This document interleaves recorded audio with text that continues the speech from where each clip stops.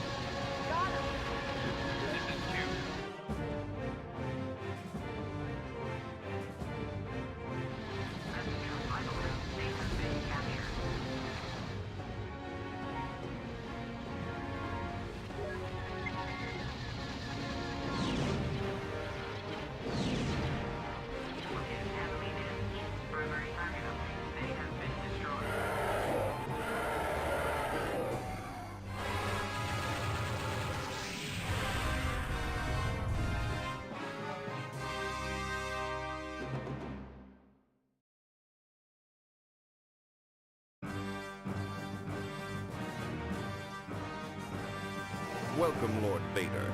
Let us show you the improvements we've made to the TIE Advanced. The Emperor is very interested in your progress, Admiral Zarin.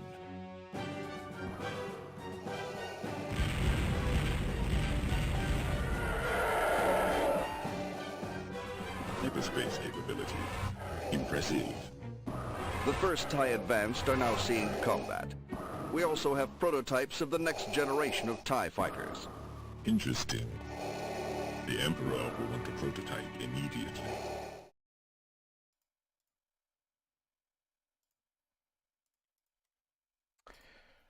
Okay, should be live. Hello everyone.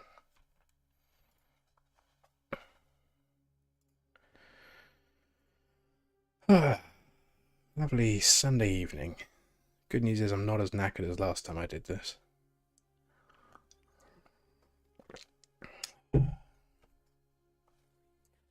So hello to everyone who's currently here. Where did the Predator class Star Destroyer come from? The Predator Destroyer is a Van invention by resident X-Wing Alliance upgrade modeler Vince T, along with several other unique models he's made. This is actually going to be at least 3 of those. So we've got the Predator Destroyer. There's going to be the Vanguard class frigate, which is a similar sort of kind of line of that. And then there's the Valiant Cruiser, which I showed last time, which is basically like a Venator, but more of a battleship than it is a carrier.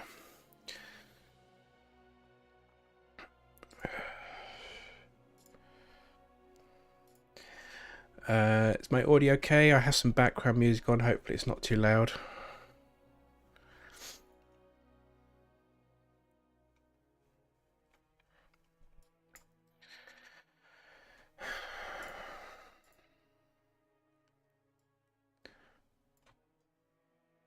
Good, good. Right. So, well, thank you, Cadmium Red. I'm happy to announce that Battle 9 is currently under beta testing. In fact, we have one person in the chat right now who is actually one of the beta testers. It's Flynia. So 4 missions are currently under beta testing, and this is one of the missions. And yeah, so far so good for the most part. A few bugs here and there, as to be expected. But that's what the beta testers are for. Currently trying to tweak the easy side of things. It's been too easy. You can just sit back and do nothing. The last change I made flipped that the other way, and now it's too hard. So I'm trying to tweak that a little before I move on to something else. But the general plan is to move on to focus my efforts on Battle 10, because the last few months I've basically just been scatterbraining about with missions, basically just to get the basics of many of the missions in Reimagined done. So I've got some assets placed, maybe some partial gameplay, so I've got a general structure, and then just focus on the battles consistently. So February and March are going to be Battle 10. Hopefully I can get that into a beta testing state within the next, well, 2 months basically.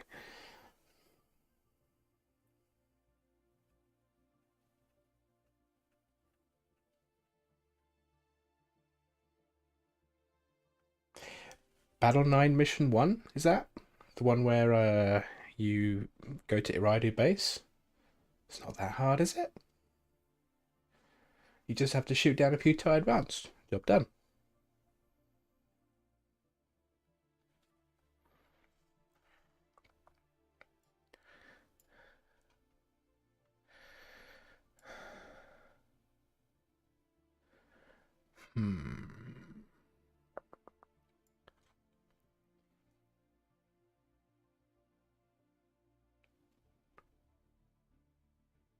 So Cadmian, if this is the mission I'm thinking about, let's just load it up quickly.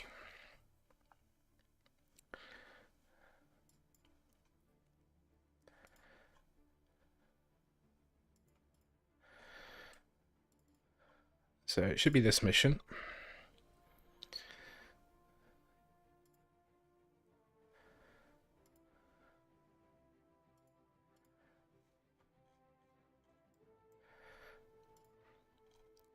So in this mission, you basically first introduction of the Grey Wolf and Iridu base. Most of these TIE Advanced do not attack anything. All they do is follow a series of waypoints, and they do it quickly, and then they're gone. There's only one group which attacks the transports, and that's it. Those are the only ones you really need to worry about in terms of attacking anything. I can't remember which one it is. I think it's these two. So, yeah. Scout 7 and Scout 8 will attack Transport Omega. The rest of them don't do anything in terms of attacking. And it's just a case that you have to shoot them down before they disappear. That's it.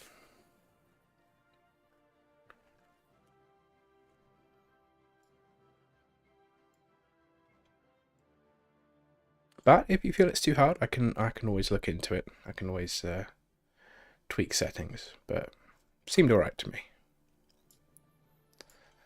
Because yeah, this is mostly just a story mission, so. But as people know, it's hard to balance these things. Anyway, So yeah, I'm trying to balance easy now on Battle 9 Mission 2. Tough thing to do, but I'm going to try. Well, this is the thing. Those two tie advanced only arrive last.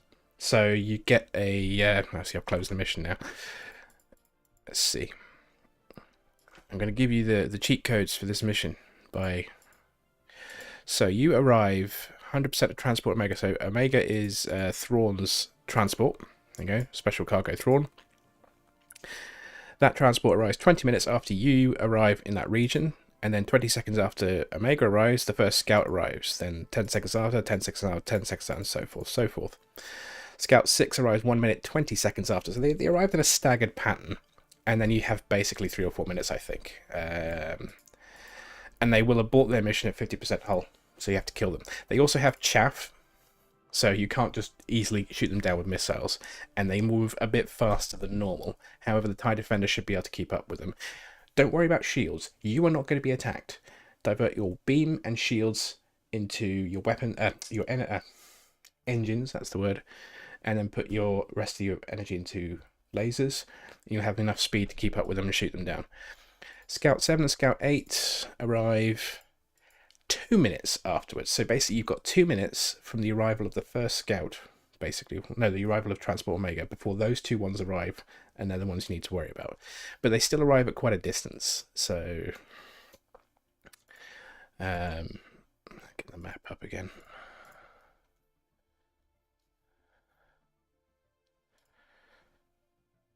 Laggy.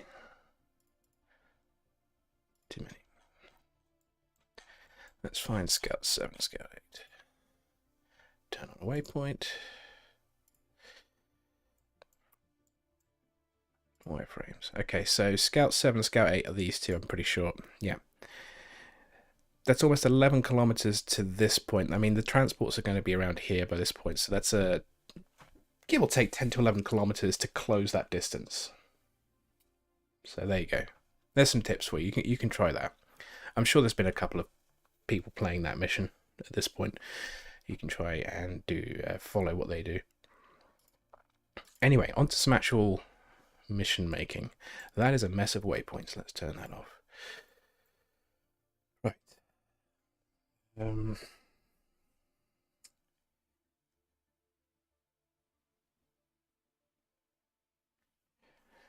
Hey, Cupcake. Yeah, my Sunday afternoon's been relatively chill. Good. All right. So I've made some changes already just before I started the stream. Initially, there were no difficulty-specific ships on this mission, but now I've changed that for the most part. And this is what we're trying to tweak at the moment.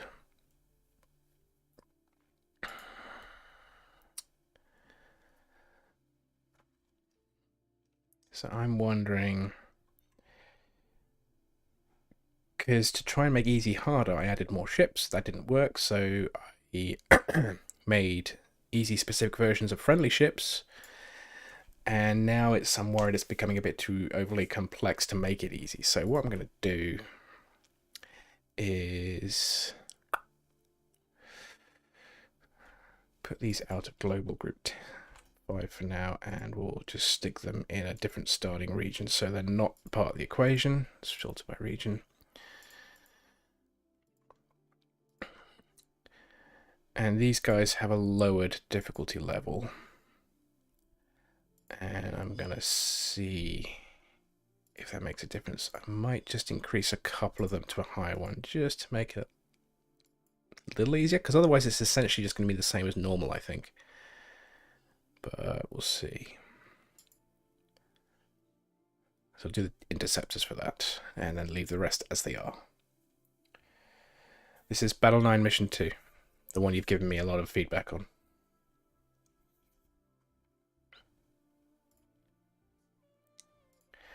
Okay.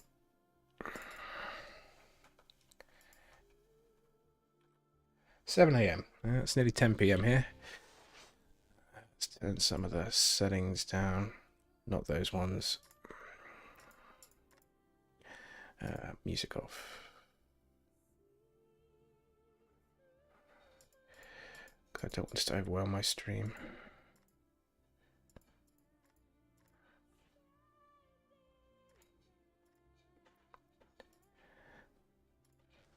You can have Stellaris music instead. 7 in the morning? I wouldn't, but, you know, it's your life. Easy, invulnerable, yes. Let's go. I tried to make some setting changes to my stream. I have no idea if that's going to work, so let me know if there's any frame rate issues.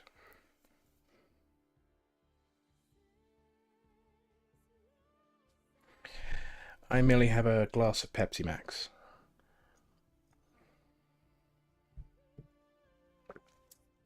Hello, LM of the coast.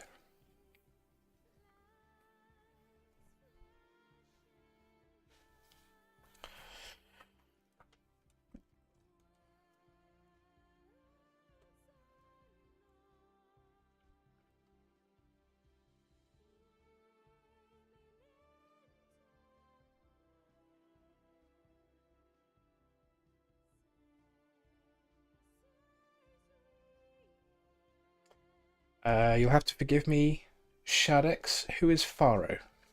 I'm not familiar with that name. Is that a Disney character? Or Disney canon character, I should say.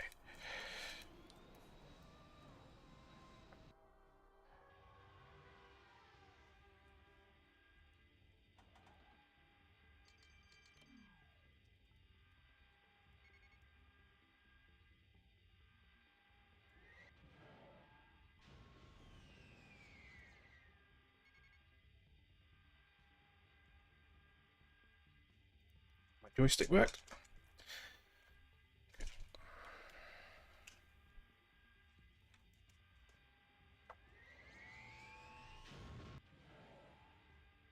Okay, I've not read the new Thrawn novels. Right, let's get away from the fleet.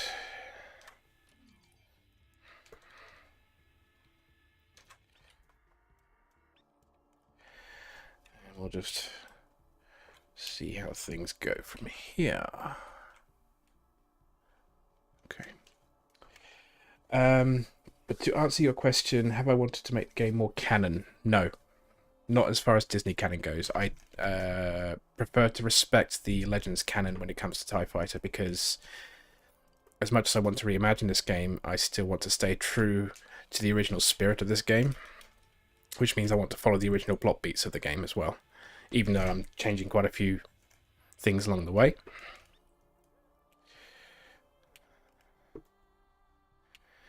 The only thing I've incorporated from Disney for the most part is just ships designed from that era, because they look good.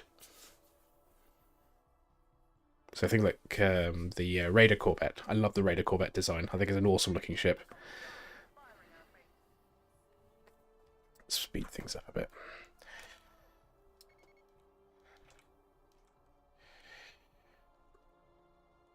So we're testing here whether the player needs to do anything to complete this mission. The two critical ships are the Star Destroyer and the Interdictor.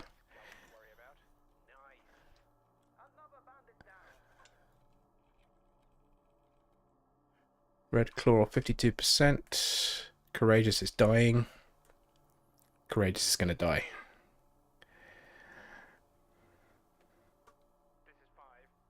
Maybe. 9% hull. 3%.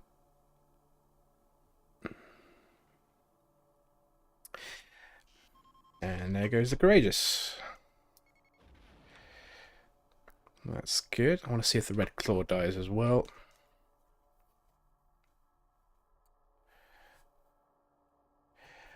Black Ops Agent, possibly, but we only really support Windows 10 onwards.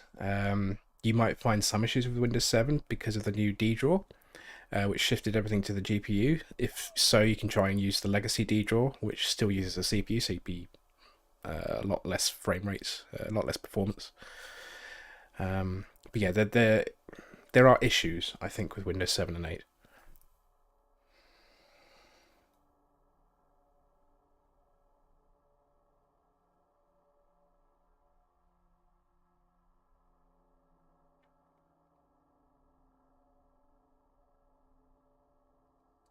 Yeah. I have issues. See, the thing is, I've stretched the window a bit so it doesn't show my desktop bar. So that's intentional. Sorry about that. And currently, my webcam face covers the mission goal screen.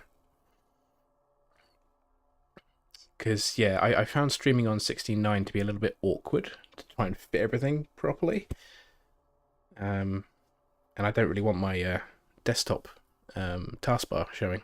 Yeah, I could auto hide it, I know, but I don't want to do that either.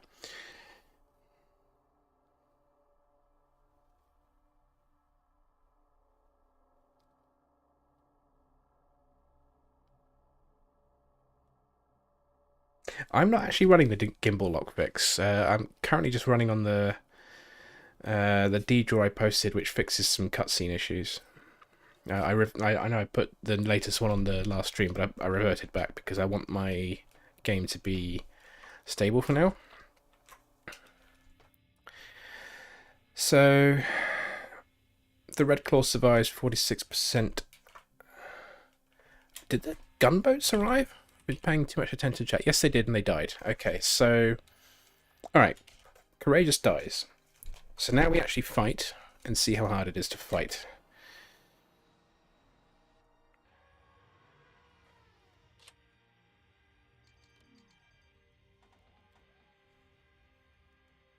You might notice I use my keyboard a lot rather than my joystick controls because I've never actually bothered to configure my joystick for a long time for the controls. I also need to move this hyperbuoy up a bit because it's too easy to look like you're hyperspacing into the planet. Oh no! Shadex, if you're in the Discord, I have posted a ship list before. The website has a ship list of ships that are currently used in the Classic and Reimagined campaigns, but not the entire available ship list of the game. Even the ones that we haven't used. I am adding new ships for the remaining Reimagined missions. There's at least 6 new ships being added, as well as 2 or 3 being removed.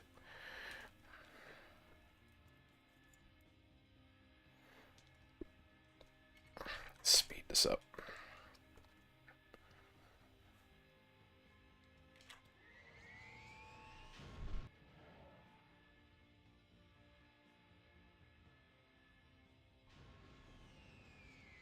Alright.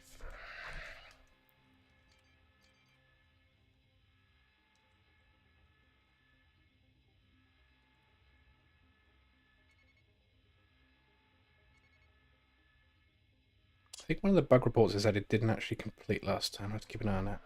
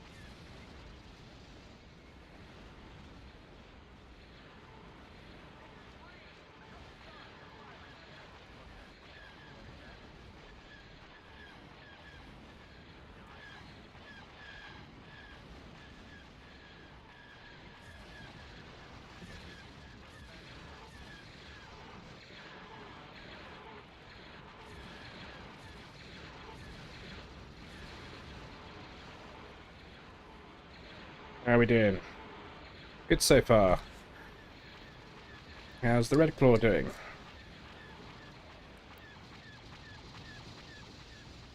Red Claw's full. So far, so good. We've still got torpedoes incoming.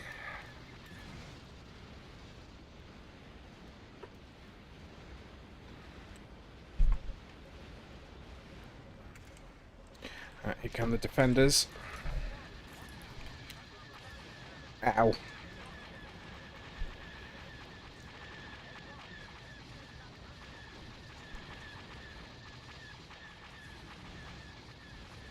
Good.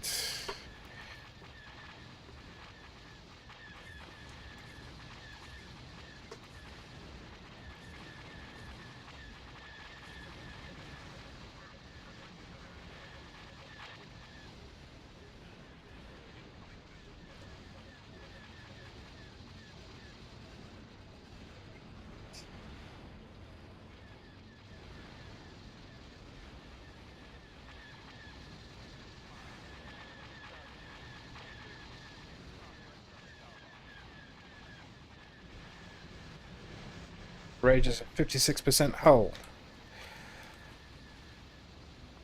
Nothing's attacking it though, so we seem to have saved it.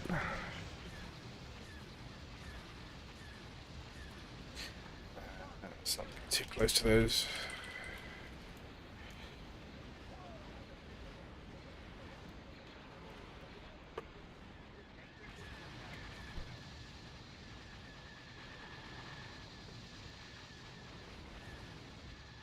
Friendly's doing a decent job. All shields forward.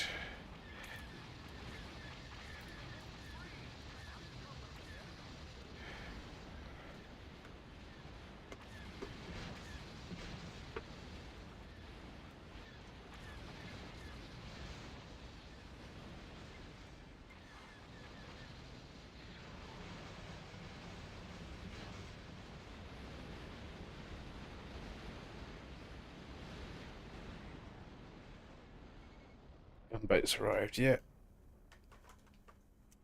Doesn't look like it.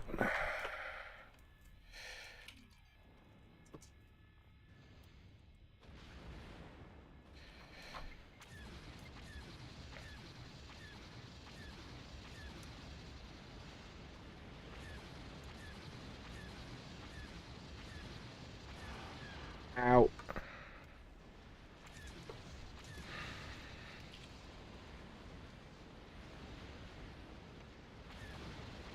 Here come the gunboats.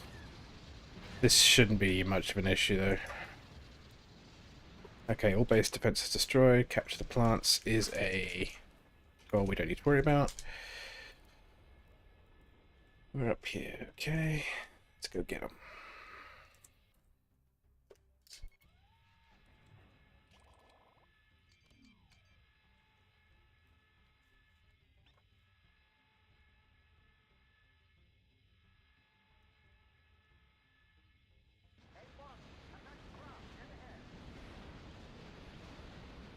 This reminds me, I need to fix the flare sound.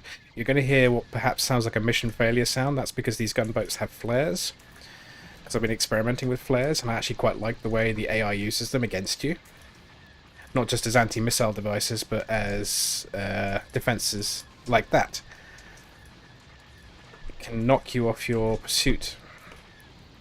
But you get that warning.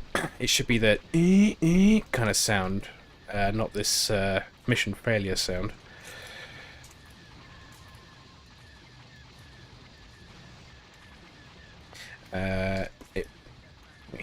Thankfully there's been a hook which should hopefully fix that, but I haven't tested it yet.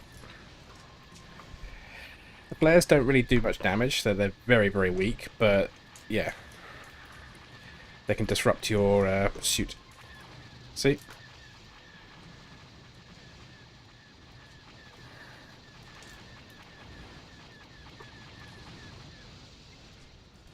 Okay. All craft destroyed. Is the mission going to complete? So we should be waiting for some messages to trigger, which should then trigger the final goal. Let's see if that happens.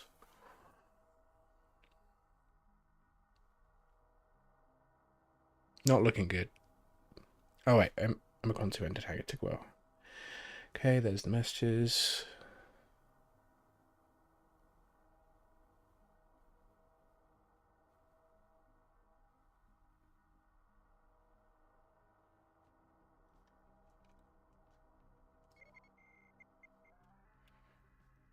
There we go, mission complete. I had tried to set up a defect order for these two stations as well, but they're ignoring that. Need to fix that. Cool. Alright. I'm going to do one more test just to make sure the Courageous does get destroyed, and then I'll post that for further testing, Flynia. I think that's good, though. I'm basically of the opinion that easy mode should basically be kind of story-ish mode, so not too much effort required on your part if you just want to blaze through the mission stories. But I don't like it that if a mission can just be played with zero interaction by you. There has to be something the player has to do, otherwise it's basically cheating. Yeah, that's another bug I haven't fixed yet. I can fix that. I need to look at the bug sheet actually, see if there's some things I can quickly fix while I'm here.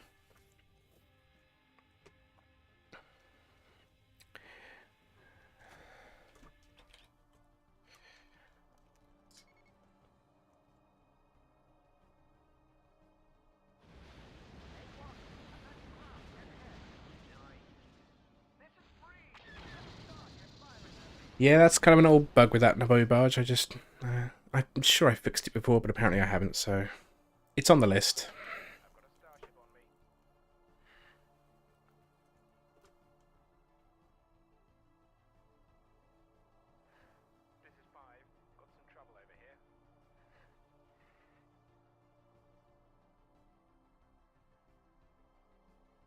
Looking good. Poor old Captain Couston should die, hopefully.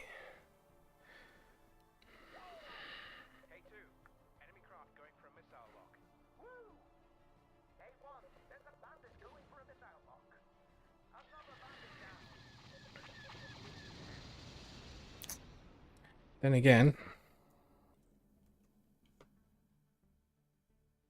Yeah... Okay. Bugger. Alright, so... Not quite there, then.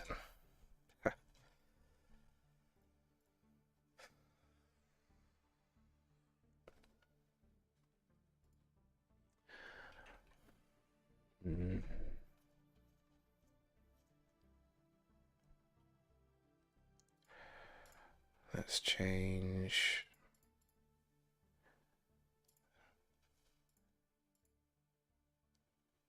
this back to region 3. Shift it up 1.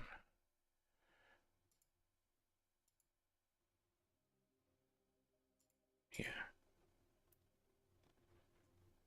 Maybe that'll do the job.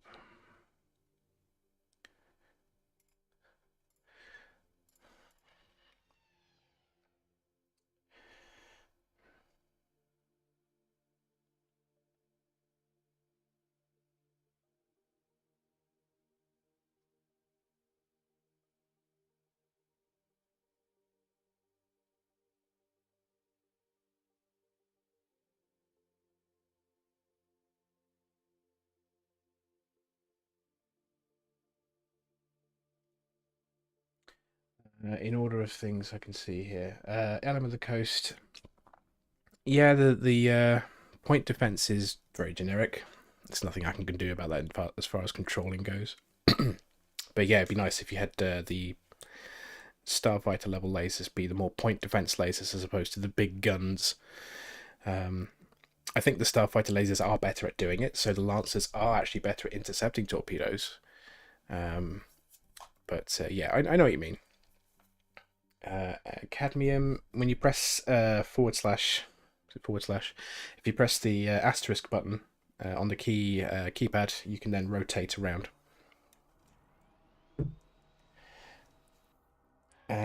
Yes, I had already added a couple waves of bombers, but in my last test that I sent to them, it flipped the other way, and there were too many. So that's why I shifted those ones away, so to a different region that they're unused, so I can bring them back if needed. So I've brought back one extra wave, well, 2 extra waves of bombers. So let's see if that works.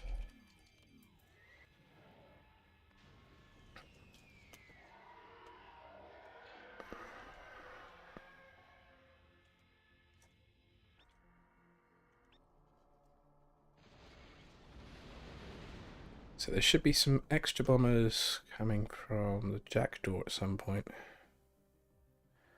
I hope.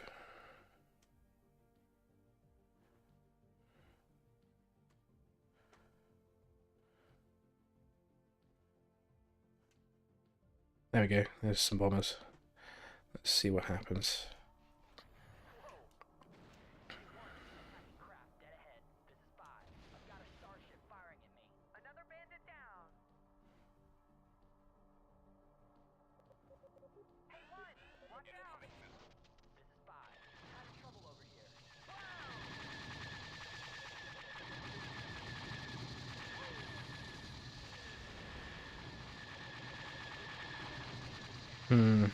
No.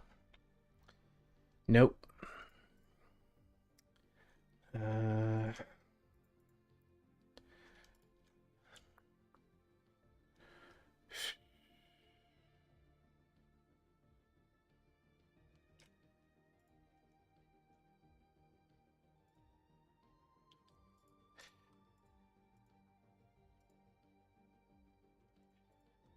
Use the number of interceptors.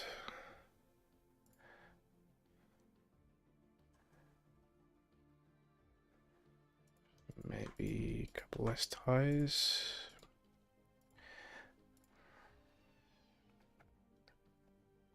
Thank you, William.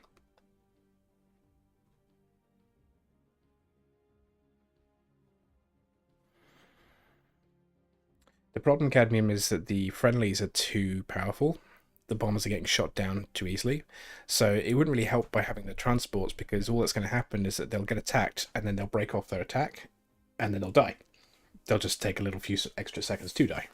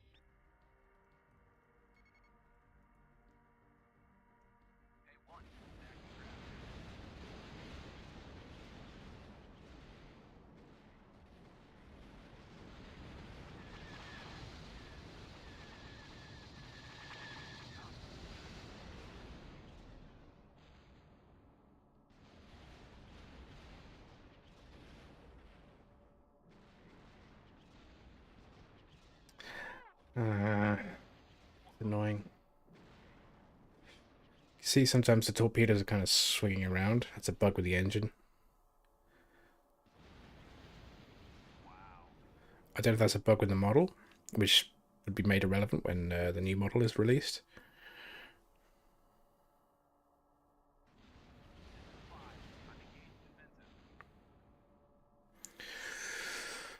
Okay.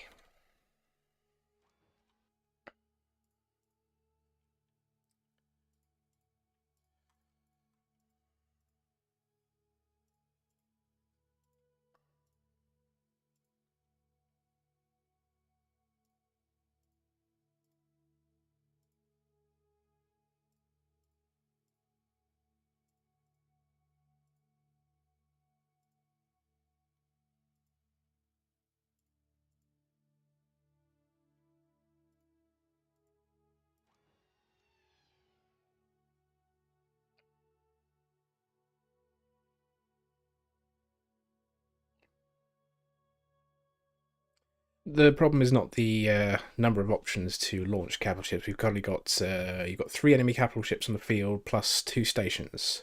That's 5 places to launch bombers from. At the moment, most of the bombers come from the modified frigates. The extra bombers I've added. No, hang on. Have I got that right? Yeah, the bombers are launching from the modified frigates and the main research facility, and the extra bombers I've added are coming from the heavy frigate. So they're coming in from different angles. That's not a problem. I think the problem right now is just basically everyone gets wasted by our own ties too quickly. So, yeah, trying to find the right balance. Ultimately, all I want is for the courageous to die. That's it. I want the courageous to reliably die without player intervention. If we can do that, mission accomplished.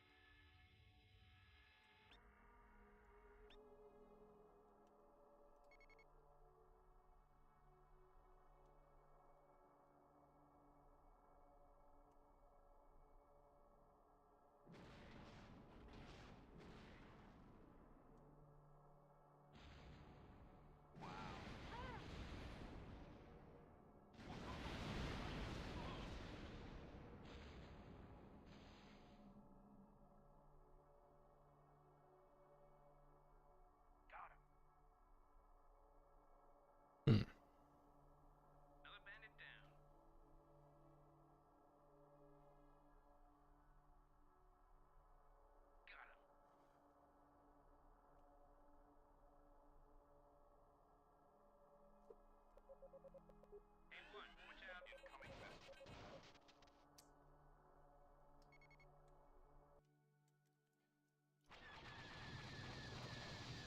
There we go.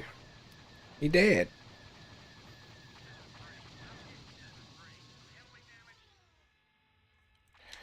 Let's repeat.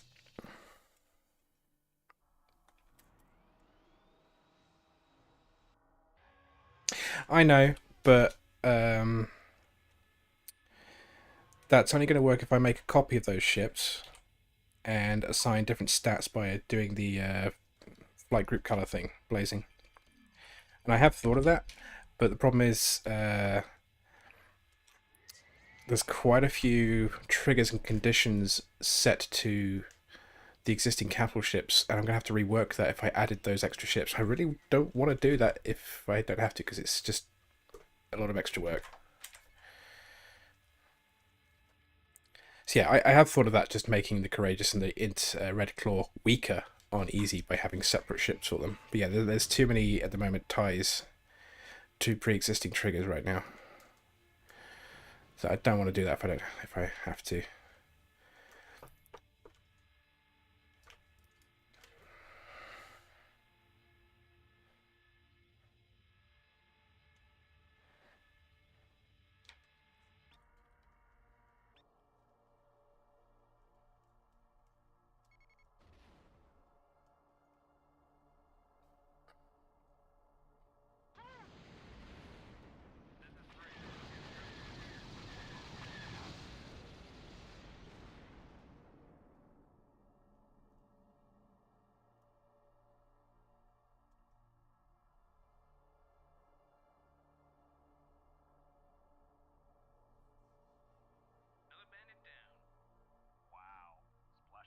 I have already reduced the number of friendlies a little bit.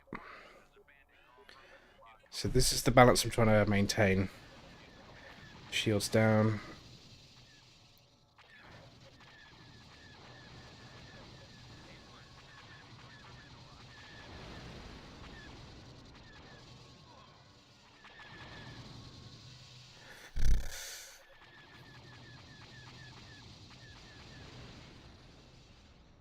Swings and roundabouts. Sometimes it works, sometimes it doesn't.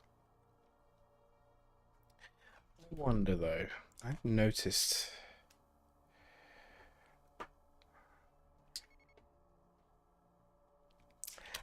another idea just occurred to me.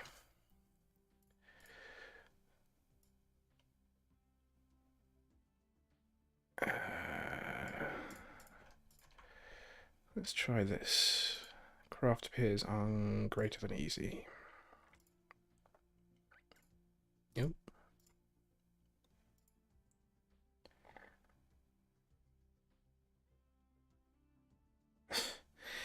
Yeah, that can happen. It might just depend on what kind of orders they have.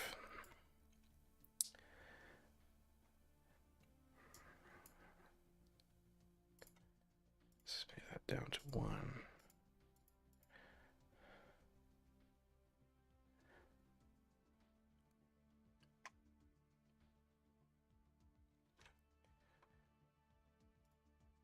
Okay, so what I've done now is remove 2 of the friendly modified frigates.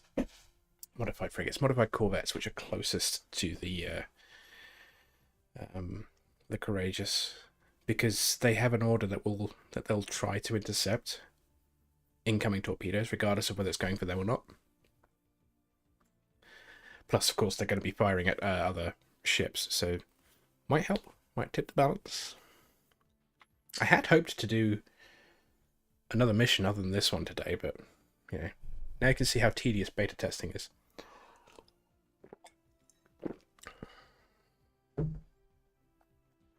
Make one change, load, test. Fail, make one change, load, test. Succeed, repeat, succeed, repeat, fail. There.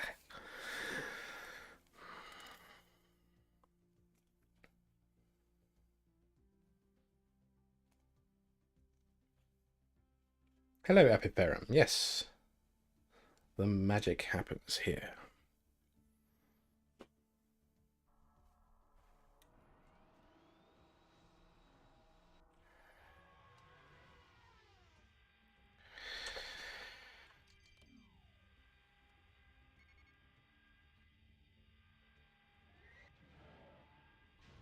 Indeed.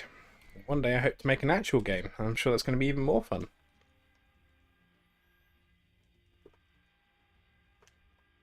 I've actually got a nice idea for a game I really want to do if I can learn the skills to do it.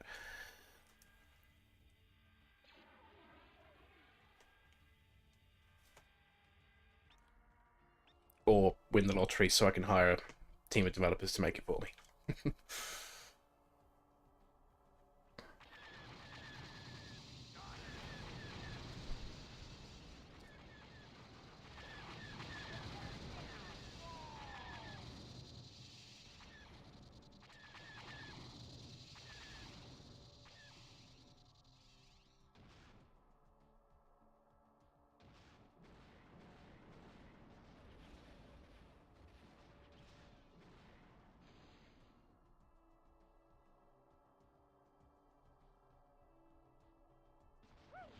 Looking good.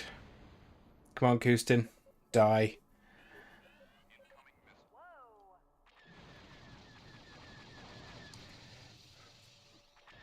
Or is it? 58% hull.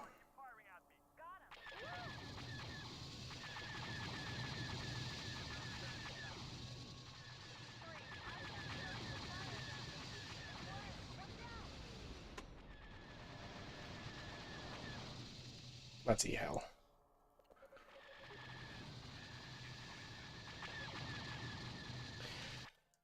I think it helped. Alright.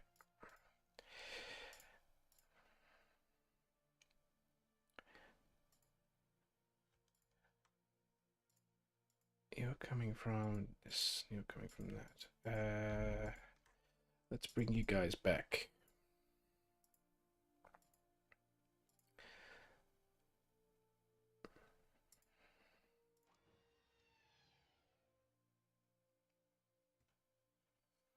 No, there's 2 waves of extra bombers.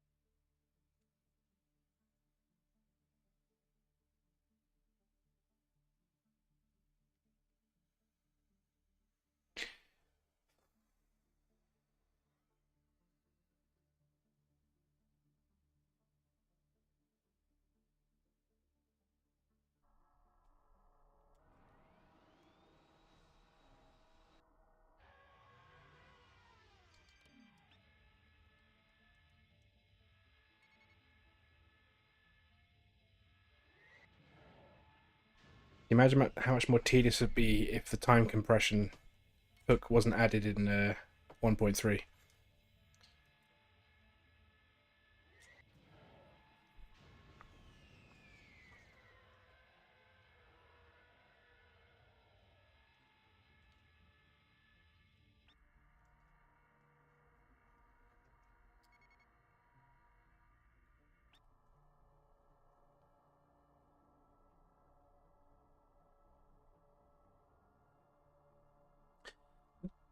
It's not on right now.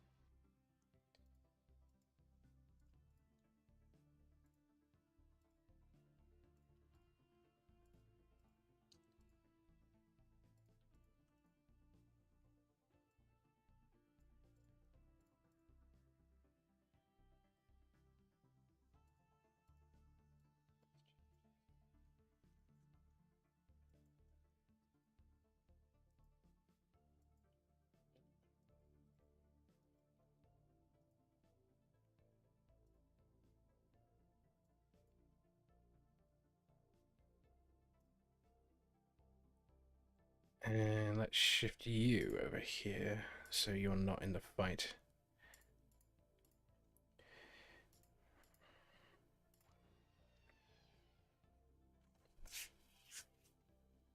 Told you it'd be a boring stream.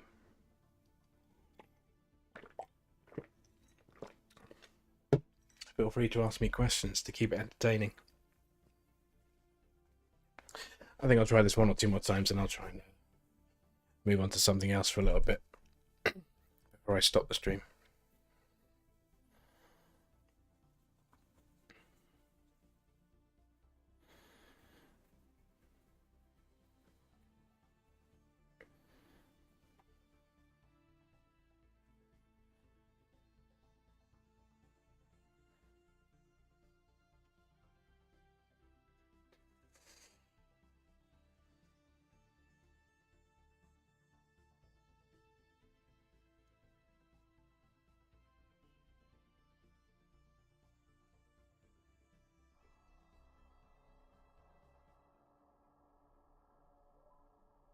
Favorite, least favorite Imperial capital ship name? That's a weird one. I don't know. I haven't really thought about that one. There are some fun names. The Getaway comes to mind. That's the transport that Harkov escapes on. Yeah, I don't think I have a particular favorite. Certainly one I don't like.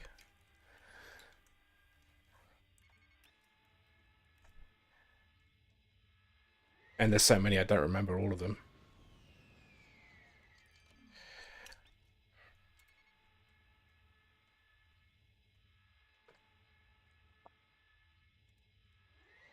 I'm also pretty bad at naming things. I can spend a while just thinking about what to name certain ships. So I tend to look at Wikipedia for actual warship names that, no offense to any Americans here, generally not American names. Because they tend to be place names, like, you know, Louisiana, Mississippi, that sort of thing. That's a bit too real world for me.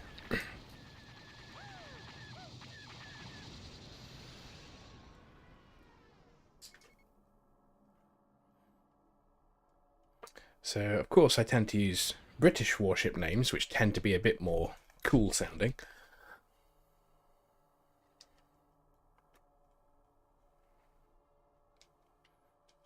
Interestingly, for the Nami, or was it the Reniki originally?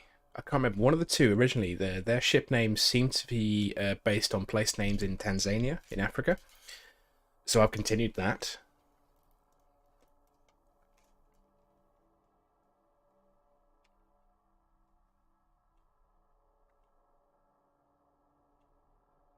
Well, I think Kusin's dying.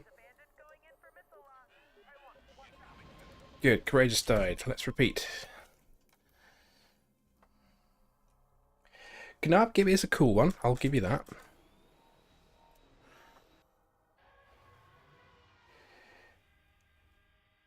Because it's basically Big Bang spelt backwards. There's quite a few TIE names like that in TIE Fighter where they're kind of just a play on words or something like that.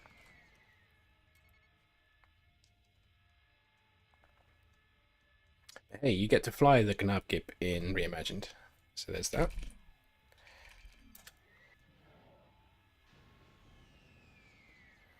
Yeah, so those names are still present, and yeah.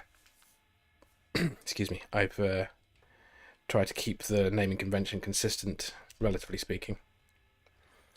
But yeah, when it comes to all the other warships I've tended to add, I look at both Star Wars lore for existing ship names, as long as it kind of follows legendary or legend canon, and a mixture of British warship names, which seems appropriate really for Imperial ships.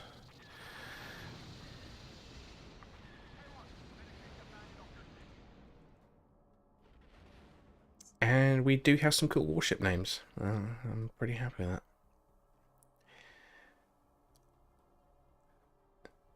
Are we gonna go? Are we gonna go 6? Okay, I'm gonna do one more test. If that works, I'll play and see how hard it is.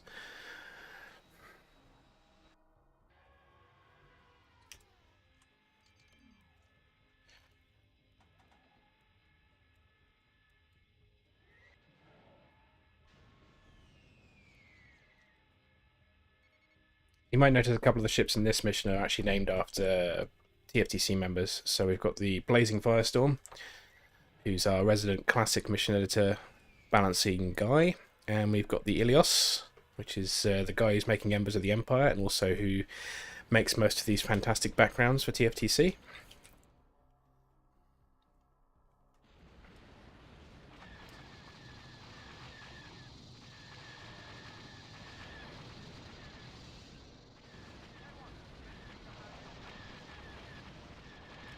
See, that might have flipped the balance. I've drawn too many enemy fighters towards me. Still, let's see. And no, I've not named any ships the Angel, nor do I intend to. My ego only goes so far.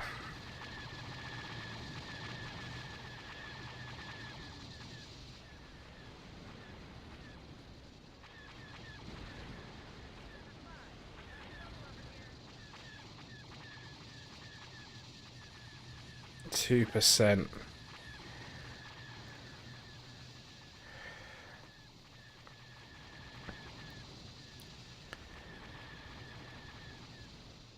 There we go. Good. Alright. Let's actually fight this time then and see what happens.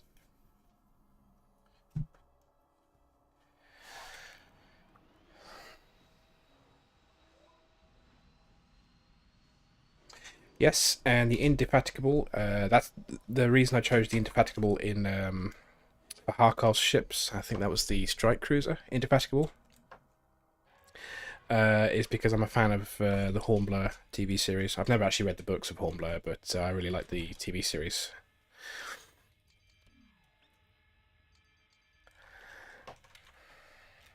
It's the bloody Indy, sir!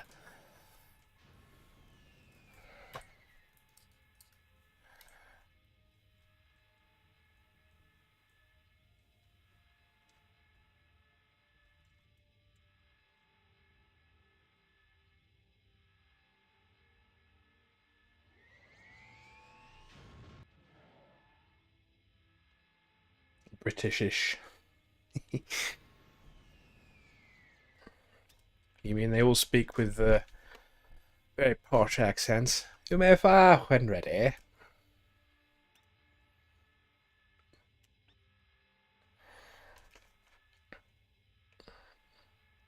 The Imperial captain in Andor on the Cantwell class cruiser who tries to stop Luthen. Spoilers.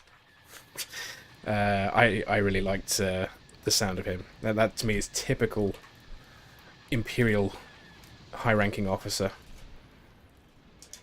I'm supposed to be fighting, aren't I? Let's fight.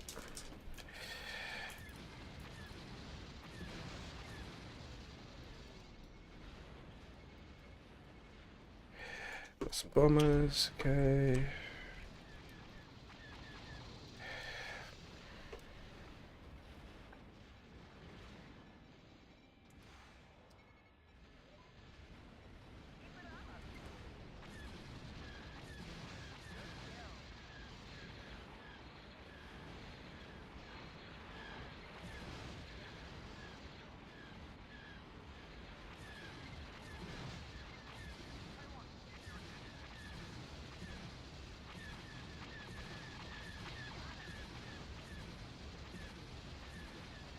Yeah, that Imperial captain. Tractor beam has been engaged. Hallcraft, please power down your stabilizers. Love it.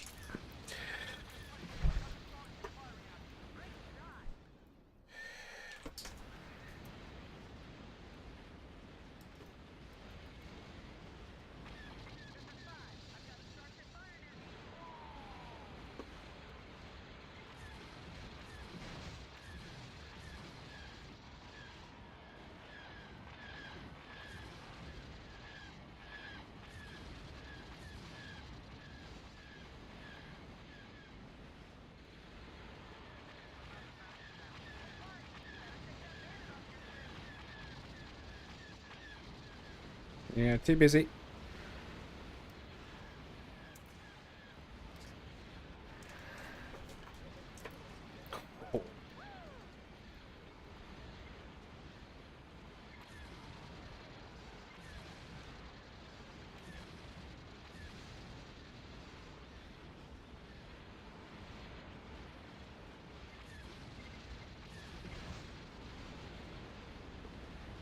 How you doing, Courageous? So far, so good.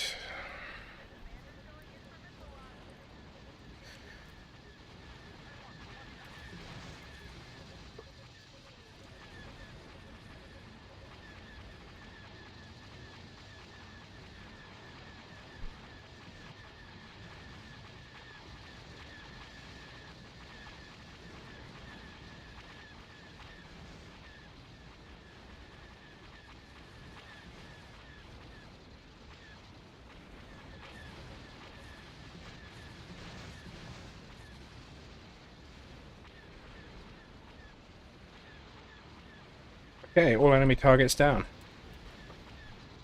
We might have cracked this, finally. I think the rest of the mission should be able to proceed as normal now. I think all the TIE bombers are dead. And then the gunboats that arrive are really not going to be a problem on easy.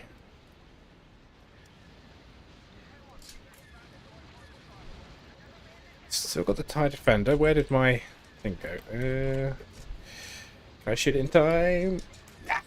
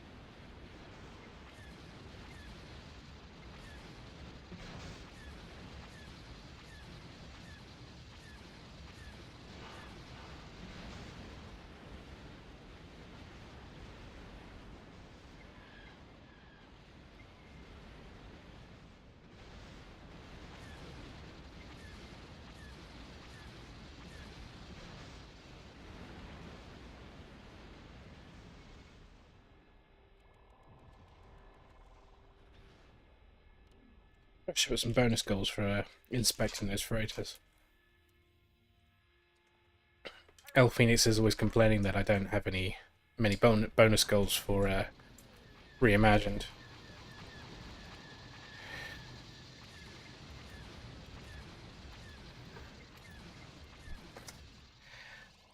My answer is yes, because some of these battles are so big, it's like you've got plenty enough to worry about without trying to complete all the bonus goals.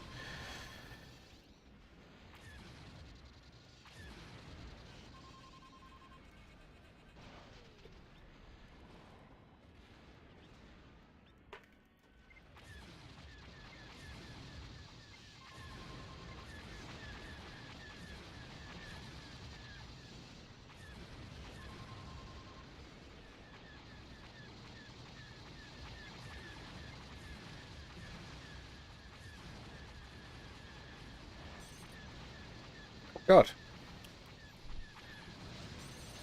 Well, I'm disabled. It doesn't matter. I think we won.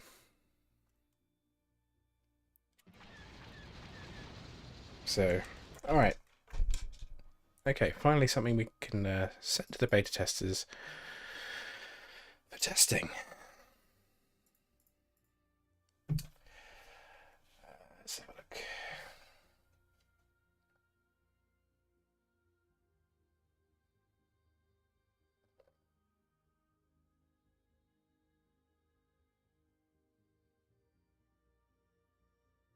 Yeah, I don't have the best computer in the world. I have tried to make some adjustments. But yeah, I do have a very good connection. I have a 600 meg connection, so it's not my connection that's the issue. I do have a pretty good comically British Imperial voice of it. Yeah, I know people. Some people are split on the voice. When I've listened to people just streaming TFTC who have no interaction with me at all or anything like that, some people like it. Other people don't. I've seen comments of people thinking it's an American trying to do a British accent, which I find quite funny. But largely my inspiration for doing it is a British World War II officer or a BBC reporter from that time, because that's how they sounded. It might sound comical, but that's how they used to sound. So, go figure. And since obviously a lot of Star Wars takes inspiration from kind of World War II fighter battles, yeah, that's what I went for.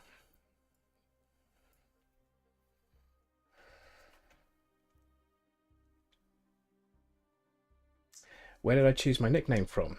Buffy. I used to go by the name JC. There's a capital J and a small c. I was very anal about that back in the day. But I really got into Buffy and Angel. And yeah, picked Angel. Not very good reason. But there you go. And I just stuck with it. And that's been my name, internet handle now for 20 years. I see no reason to change it. It's basically tied to my identity at this point. And as already stated, I'm pretty crap with names. So, Angel it is.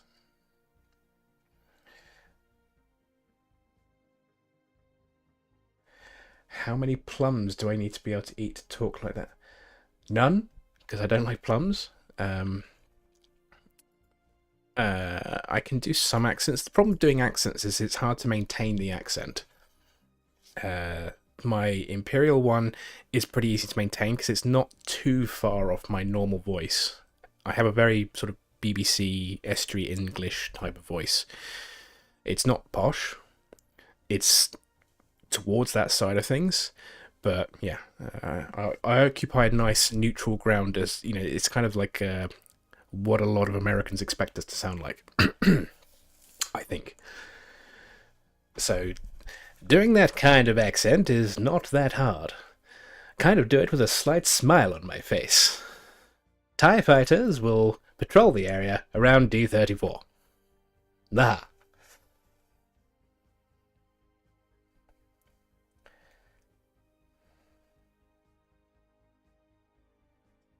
Yes, Mon Mothma has that upper class kind of accent. Yeah, the Imperial 2 frigate is actually called the Ecliptic Star Frigate in TFTC. That's because the guy who made it, DTM, called it that. I didn't realise it was actually called the Imperial 2 class frigate until I looked up later. So I'm actually going to change the name from Ecliptic Star Frigate to Imperial 2 Frigate for a future version.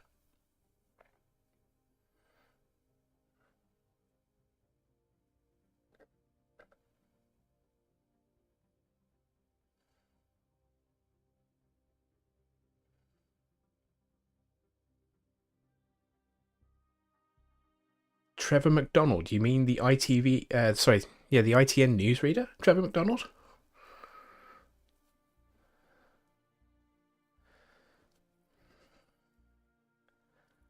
I still quite like him. Cadmian, no. I deliberately chose to reduce the role of the Reniki because I found them a redundant part of the storyline. My honest opinion. I think it just convolutes the storyline too much. There's too many factions trying to get the control of the TIE Defender. It didn't really work for me. Like this other random group just happens to come along and interdict you and take the TIE Defender scientists. Like, how do they know? So that's why I chose to make the Nami a bigger threat. Because the Nami are a bit more of the focus of Battle 10 anyway. And there is some lore behind Ali Tarek, the leader of the Nami. So I thought they were better to focus on that as a story point. ITN had one of the better news themes, in my opinion. Right. What's the time? I'm going to have to wrap this up soon, unfortunately, because my wife is going to want to go to bed. Unfortunately, I have limited time for streaming. I would like to stream more, but I just don't have the time, unfortunately. And unlike last week, I'm not completely exhausted. Let's have a look at the bug sheet quickly, because there were some things to fix, including mission completion, which is here. You have rescued the Emperor and saved the Empire. No. No. No. There you go. Bug fixed. Also, we wanted to raise the hyperbuoy in the first region, so it doesn't look like you're going to hyperspace into the planet.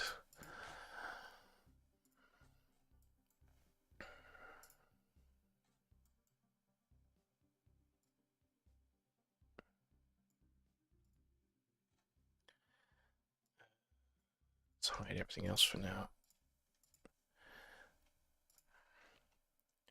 Waypoints. Where's that one TIE Defender going up, but the rest are not? Okay. So let's lift this up a little.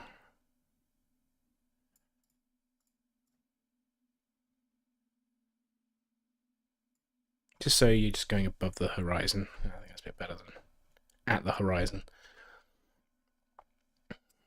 Battle 9 bugs. B9M2, not clear, stations have been captured. Yes, the defect order.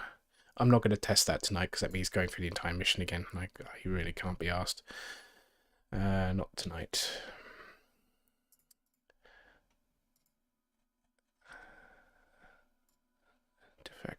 Defect. Region 3. Oh, no wonder. Wrong fucking region. Idiot.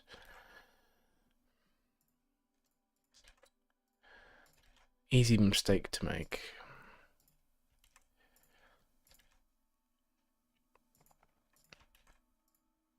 Excuse my language.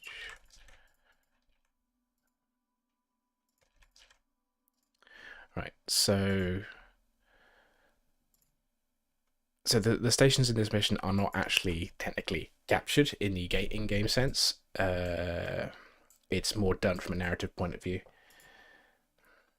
So I just need to want them to defect to IFF Imperial, so it looks like when you target them, they're actually properly read. The Sorcenog, yes, and that is going to be the Valiant cruiser. Currently it's a Venator cruiser, in Battle 6 Mission 4, but I've already retroactively changed that to the new Valiant cruiser, which is going to be Ali Tariq's flagship. But you'll still see Venator cruisers as part of the Nami fleet. So I say I retroactively changed it. I haven't actually retroactively changed it. Let's do that now. I thought I'd done this already. Valiant cruiser. There we go. Done.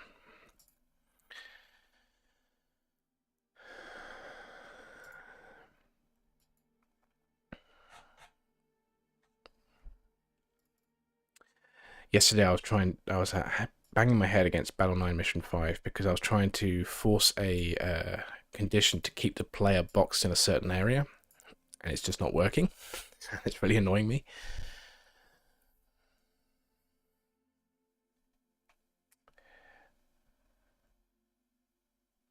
Did I ever play the other games in the series? Yes, I've played them all. TIE Fighter was the first, then X-Wing. And then, of course, X-Wing versus TIE Fighter, which I was really disappointed about because that didn't have a single-player campaign when it came out.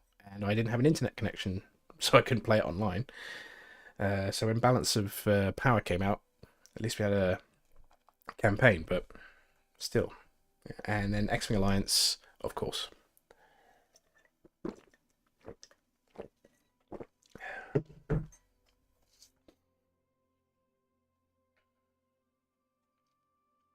Can never go wrong with emulating Guy Siner's voice. Well, I didn't go for emulating Guy Siner's voice because I can't emulate his voice, frankly. Not his intonations or anything, not very well. And I don't want to just replicate his performance either, because I don't think I can do a decent. I can't. What's the word? You know what I'm trying to say, though. I can't do it justice. That's the term.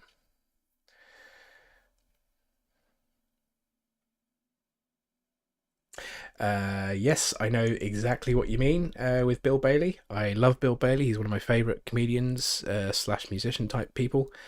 Was it the Guide to the Orchestra? BBC Guide to the Orchestra when he did that? Yeah, this is the BBC. Yeah, dance rave.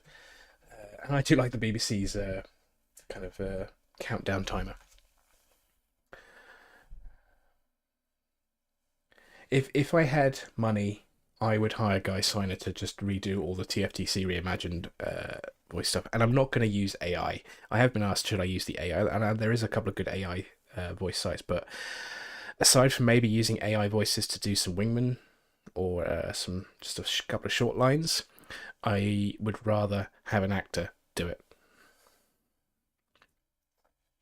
But yeah, I would love it if Guy Siner could reprise this role. But the man is getting on, and I can't afford it. So I also wonder if there might be any legal issues with him doing that. I don't know.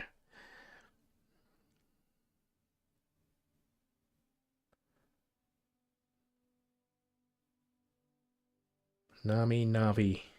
The Navi, the Avatar people. I've never watched Avatar.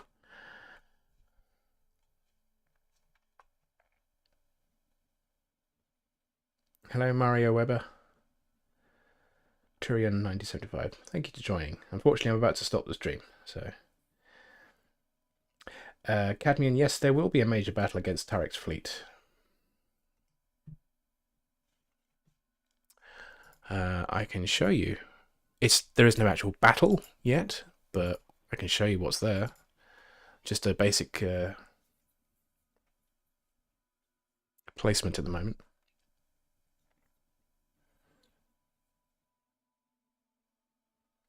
Do I ever play online multiplayer these days? Yeah, I play some multiplayer games. At the moment, I just play a lot of Battlefield 2 when I have the time. The original Battlefield 2 from 2005.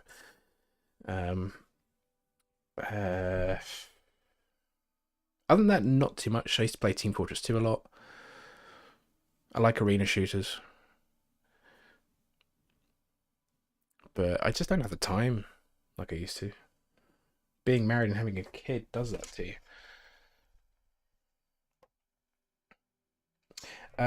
Someone is or has already done the balance of power campaigns into X-Wing Alliance. I think it's the Stag on the X-Wing Alliance forums. Okay.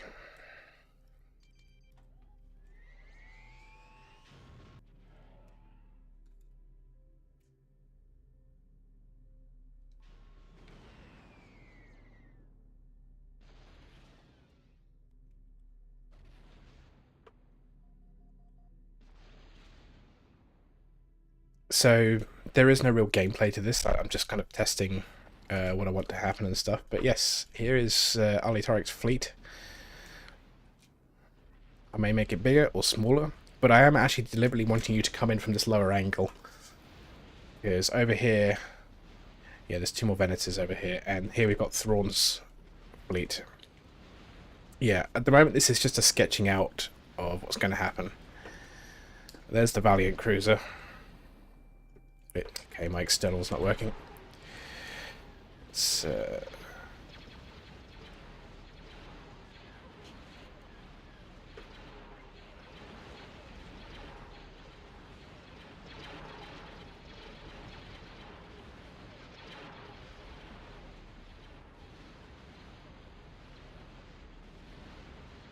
So yeah, that'll be a big battle.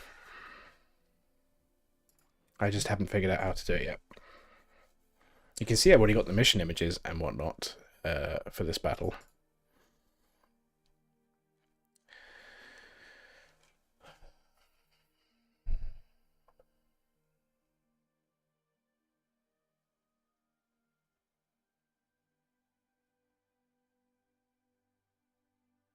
Yeah, I only have the 1 kid, and then I made sure I can't have any more kids. So, yeah, 1 is enough for me.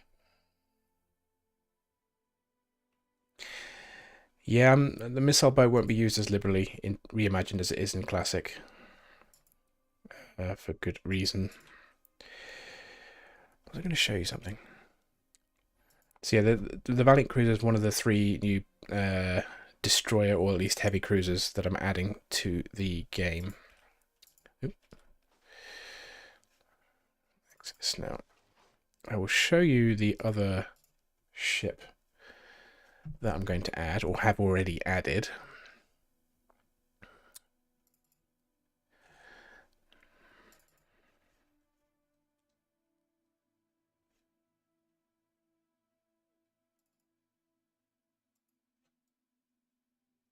So this is the Vanguard. Well, that's the Predator destroyer. So here it is, the Vanguard frigate. So you can see it's kind of a similar design style to the Predator destroyer. Both of these are being remade by Vince T, because these were made some years ago, but he's remaking them even better now. So this is Zarin's new flagship. Well, this is going to be what is the Glory now. It will be a boss ship, which is kind of unique for these games. But given all the cool things we can actually do with the engine now, yeah, this ship will not be easy to beat conventionally. You will actually have to destroy its subsystems to destroy it. I want that to be a thing, and it will be. So, and this is the Vanguard frigate, which I have a very specific use for. There's only going to be 2 or 3 of them in Zarin's fleet, but you might notice here there's a lot of antennas. And I want to make a story point with these antennas. I'm not going to say much more than that, but yeah, these ships will have a very specific purpose in Zarin's fleet. And then we can have a quick look at the Valiant cruiser without being shot at.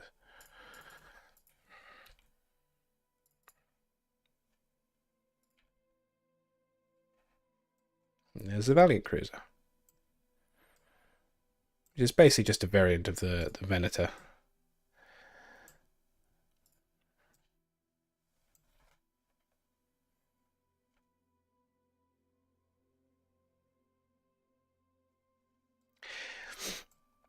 Yeah, well, the Venator's pretty old, and you know, you can see in some of the Fallen Order, a lot of them are being dismantled.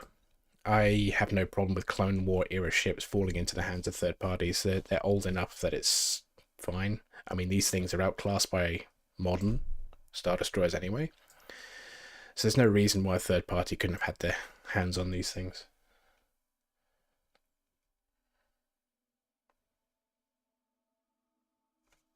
It's not all. I mean, I say all the subsystems. Basically, you have to take down. You're gonna have to take down its shield generators to kill it. Because where is it? Predator Destroyer. So the new model is actually going to have 4 shield domes. I know technically they're not shield domes, they're radar domes. In the actual lore, these are supposed to be radar domes, but somehow along the way they became shield generator domes. But anyway, it's going to have 4 of these, and there's a hook in the game which allows us to set the shield recharge rate. So as well as just being beefy hit point wise, it's going to have an insanely high shield recharge rate that no matter how many torpedoes and lasers you lob at it, you're not going to be able to break its shields unless you take down the shield generators, because the recharge rate is tied to each generator. You can basically define its recharge rate per generator. Predator Destroyer is here. Per generator recharge rate 150. I think that's per second as well. So if it has 4 shield generators, that's 600 per second. So you're not going to be able to break that.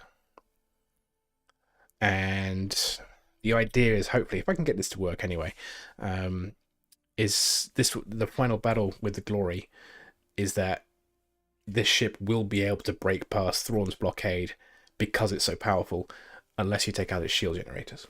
So that's going to be the idea behind that one.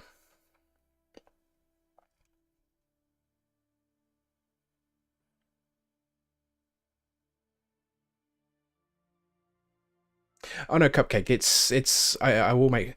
I know exactly what you mean. I don't like it when things are not communicated to the player properly, because then how are they supposed to figure it out? And generally speaking, killing subsystems in these games, although you can do it, most people don't bother. There's just not much point. But yeah, it will be communicated to the player how powerful the ship is and how basically our attacks aren't doing anything, so you have to target the shield generators.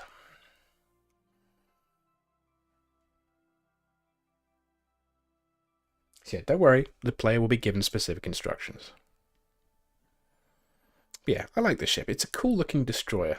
It's really nice. I think Vince T did a great job here of making this look suitably like an Imperial variant. And a very, very sexy ship.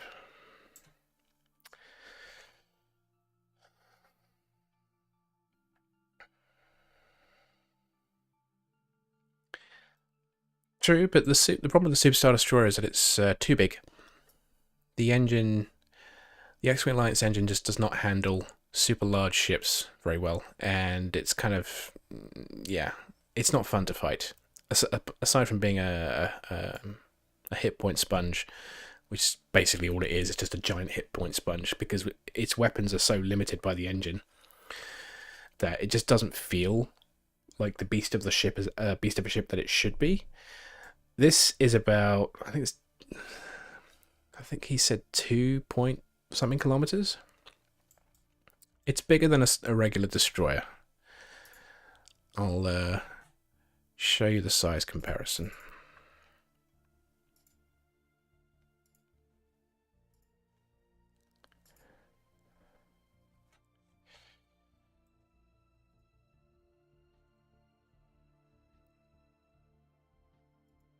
A bit closer.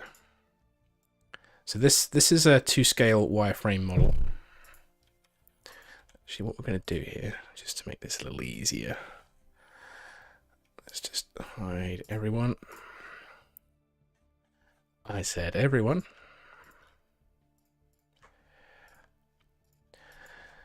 We'll get a better idea. In fact, why am I doing it this way? This is just a stupid way to do it.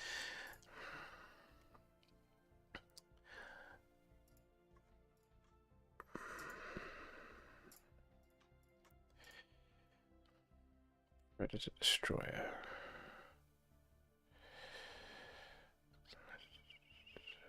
Is it down here? Or is it up here? Predator Star Destroyer. Okay, there we go. And an Imperial 2 Star Destroyer. Let's hide ourselves. There we go. There is the size difference between the Predator Destroyer and an Imperial 2 class Star Destroyer. So they're similar heights, generally speaking. But yeah, this is basically going to be a super battleship / super carrier. So I think it has up to 10 or so squadrons. So this thing is going to be a beast.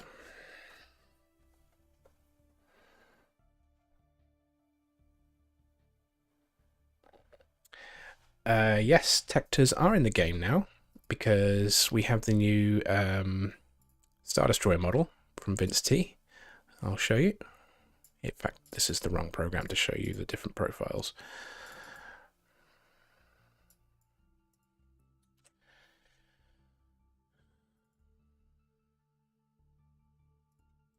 So this is Vince T's new Star Destroyer model to replace the really old Star Destroyer model that's currently being used in TFTC. And we've got several profiles. We've got the Tector. There you go.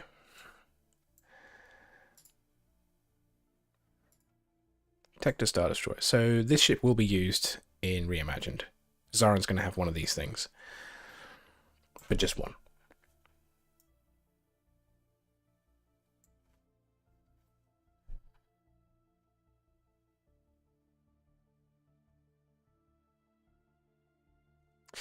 Yep, that's what I seem to remember, Shad.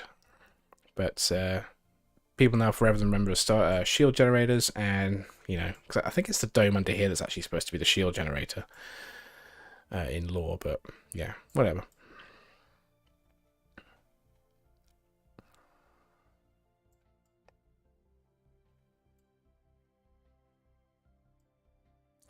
Yeah, I mean, the problem here is that the lighting. This is very flat lighting, so you can't really get a good sense of what it really looks like with the proper lighting. If I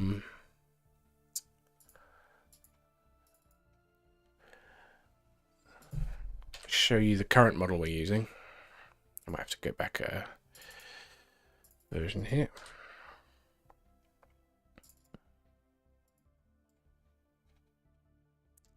That is the current ISD model in TFTC as of 1.3.2. This was, I think this is like 10 years old now.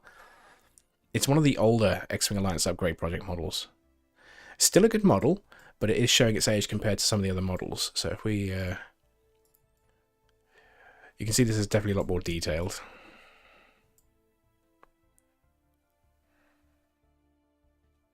And Vince T is definitely one for attention to detail as well.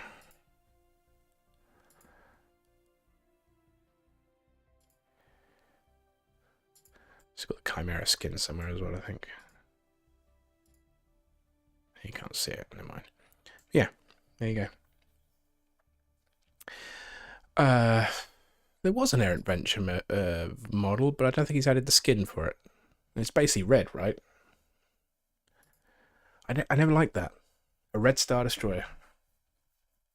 Didn't work for me. Red Victory Destroyers don't work for me either.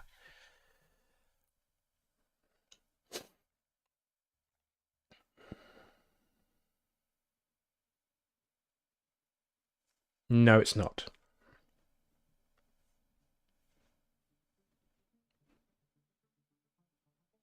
Cupcake, no. Okay, it's late. As much as I would love to continue streaming and doing mission editing and talking with you guys, I'm afraid I have to go now. But it has been a pleasure. I'm not sure when I will next do this. Perhaps next Sunday. Sunday seems to be a good time. I seem to get some good viewership on Sundays. I mean, it's the weekend, so go figure. And I hope to do another Starfleet Academy Let's Play sometime this coming week.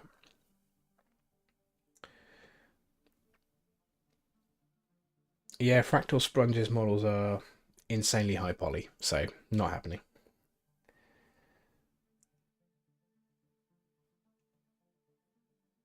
True. He is eccentric, but yeah. Thank you very much, everyone, for joining me. I wish you a good rest of your Sunday, or if you're already in Monday, if you're in Australia, enjoy your Monday, and enjoy your week. And I will see you next time.